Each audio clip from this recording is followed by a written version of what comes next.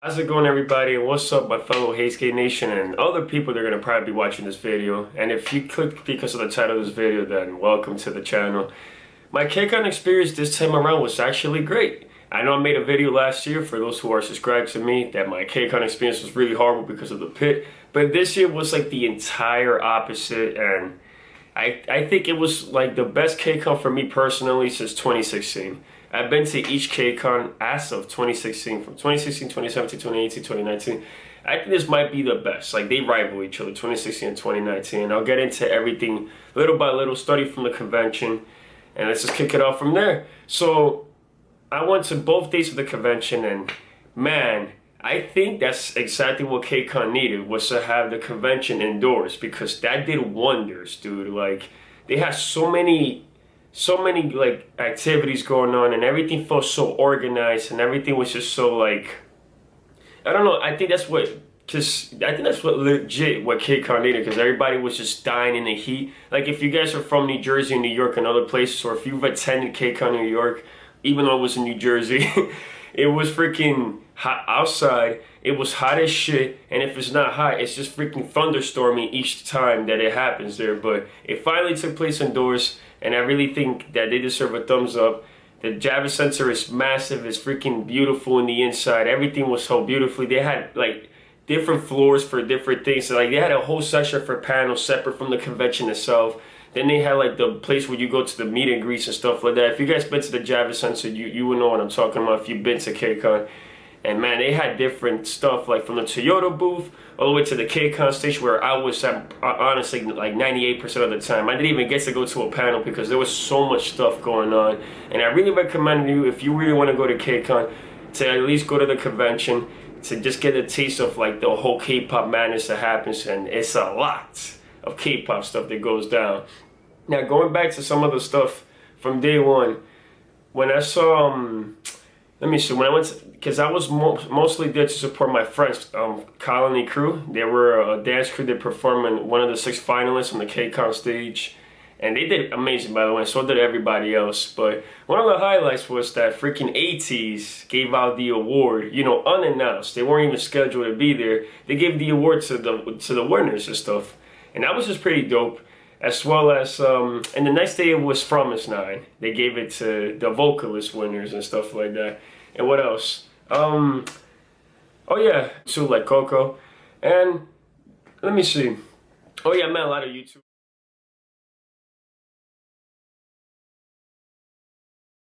Shout out to the homie JRE, one of the greatest YouTubers ever.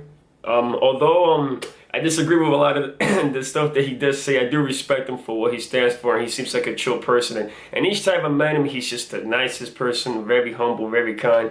And I'm gonna keep going, bro. You deserve all the views and subscribers that you get. Thank you for representing K-pop in a positive light. I also met Former Therapy.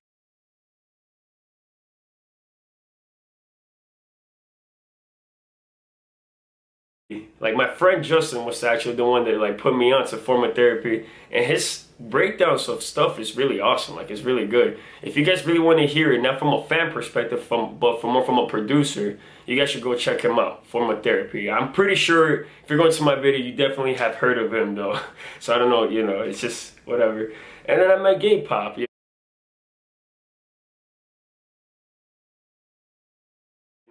The couple that dates, you know, the two guys are dating each other, and they react to K-pop, and I like the stuff that they do. I like the perspective they put into K-pop, and they're just hilarious as hell, man. Also very nice. Everybody was mad chill, very cool, and that's what I like to see in YouTubers, that humble, nice personality, you know, like, even though you may portray a persona of a certain character, at the end of the day, we're just all people, and that's what it was about. It's just a bunch of people having fun, enjoying K-pop. I lost my voice, I don't know if you can tell. And then yeah. But yeah, there's a lot of activities that took place in the convention. I didn't really do much, because to be honest, I was just more in the Kcon stage, because I'm there mostly for performers. Like, I saw the SF9 Star Black talk. I also saw Very Very's showcase in day one. And I was just mostly there to support like the artists, you feel me? Pretty much me and my friend Justin, we got the freaking front row, like in the pit, near the staircase and stuff. Because he said he got like a lot of nice angles and nice shots from his phone. from where he was at, and then he was in line, bro. And actually, me and him actually got a lot of fan service too from the artist, so that felt like the money was definitely worth. And the dancing, when you see it so up close on the stage, it's awesome, man. Like, these people are freaking great, talented artists. Yo, especially 17. If you guys haven't told by now, this is 17. I'm a huge Carrot fan, bro. I was not disappointed. Saw them in 2016.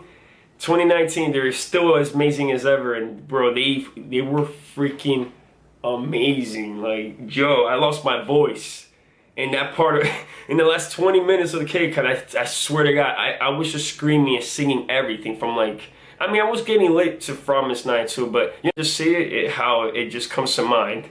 Promise Night was amazing. They were actually very good. Last year, it was their first time at Kcon last year, and I was just like, okay, this group has potential, you know. I was like, all right, I'll give them a chance, and I was glad because this year time around, they freaking, I don't know, Love Bomb, man. That's their best title track song, like right now. It's an amazing song, and hearing it live was just so good. And Sordom, one of the visuals of the group, she actually gave me and Jessica some quick, fan service. We were like, hey, and then she turned around and said, what's up? So that's one of the cool things about the pit. They tend to engage with a lot of people in the front row a lot, so it feels like your money's worth, and then you get to have a lot of these amazing moments. And there's an amazing moment too that I have a clip for, later to show you guys in this video too. So then, Very Very was cool in terms of like stage presence and energy, but I'm not really a fan of their song at the moment, but I'll wait until they come back, They're just a rookie group. They debuted like a month and a half ago.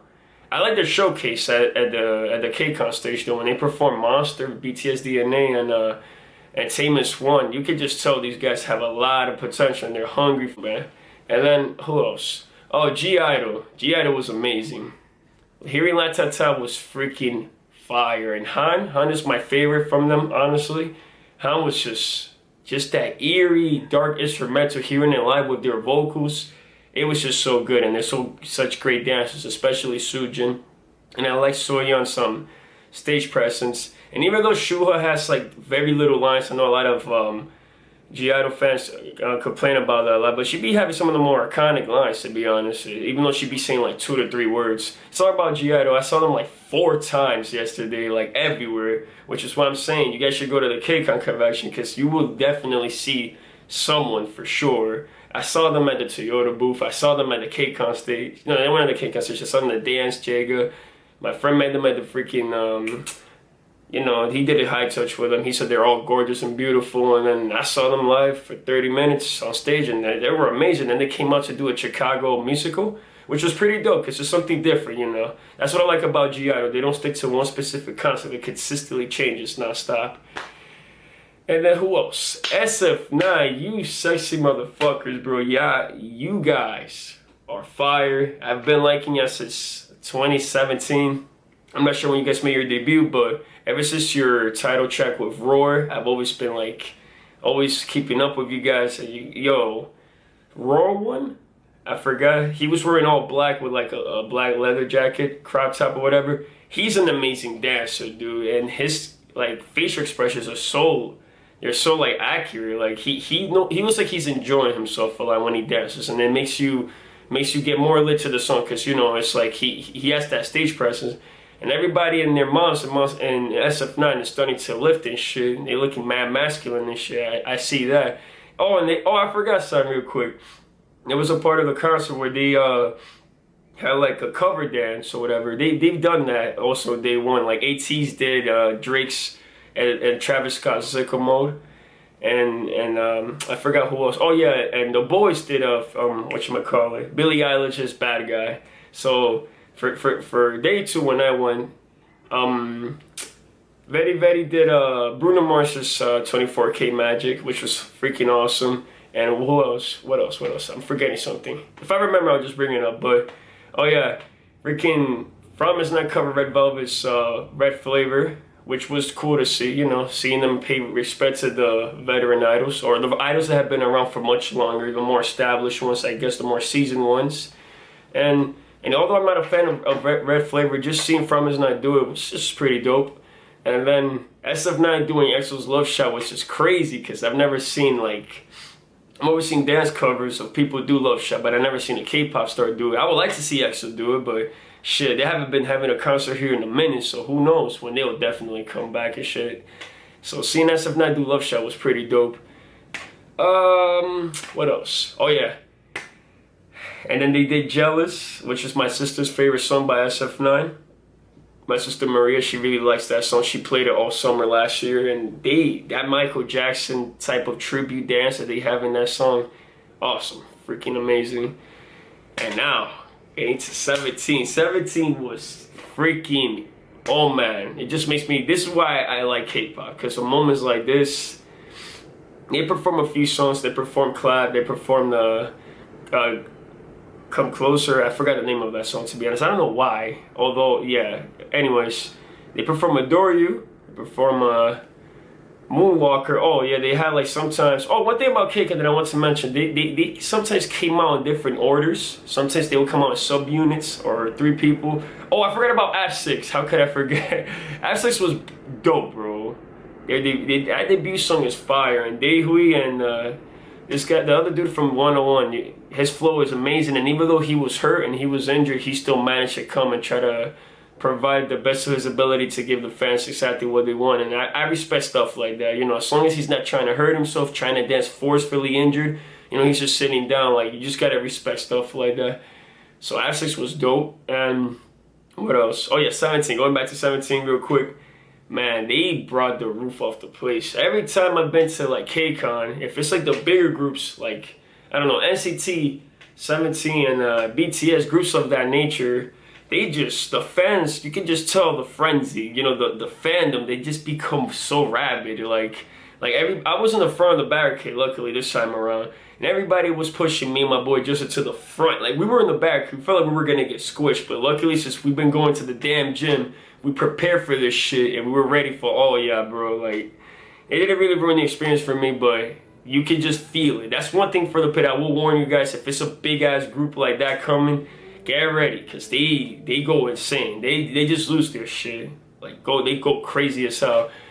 So, real quick, before I get into the 17 performances real fast, there was a highlight where, when they were performing Clap, 17 was performing Clap, they came, like halfway after the first chorus, they came down stage to the second stage, I mean to the main stage, and Hoshi was running towards like to our side of where we were at. And although I can't find a video of myself, because I didn't record this moment, I believe in just like seeing it for your own eyes. I don't really like having a phone for the whole moment, I don't know. I like to enjoy myself and like let it marinate in my brain or whatever, because I don't know, I'm old school, I guess, like that. Everybody likes to take pictures, whatever.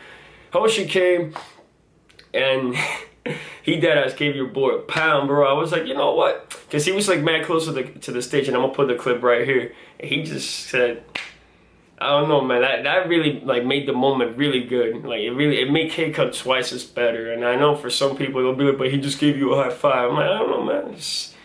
I don't know, being in the pit, just that interaction with artists. I got myself a free high touch, because technically from Hoshi himself, because ain't nobody do high touch. 17 didn't do a high touch at Newest because of their scheduling, you know, the scheduling conflicts, and they just came from Hong Kong, and they're extremely tired, so they were probably doing something else, or they didn't have time to do a high touch, you know. Politas probably decided that, but that was a highlight, one of the best highlights of the day, and I really loved that. That was really dope. And yeah, man, 17, guys, I'll probably try to go to the world tour. Hopefully you guys can get to stand all the groups that won. Everybody did well, very F6, Promise 9, G-Idol, 17, everybody did amazing, but 17, since I'm a 17 fan, you can obviously tell I even bought merch, which I barely do. I went specifically for them, and they're amazing. Stage presses, choreo, they're still the best dancing group ever, in my opinion, the most synchronized, the most creative, innovative choreo. I don't know, and then their singing is so good, and their rap, it's like, they have everything overallly done. I consider them one of the greatest K-pop groups up here, you feel me? But the lineup was great, even though it was mostly rookies. For a venue here at 18 minutes is pretty long. I'm gonna put the pictures and videos of all that stuff that I talked about. And yeah, guys, if you stay till the end, don't forget to like, comment, and subscribe. It's been your boy Jose. Take care, guys. He's getting up.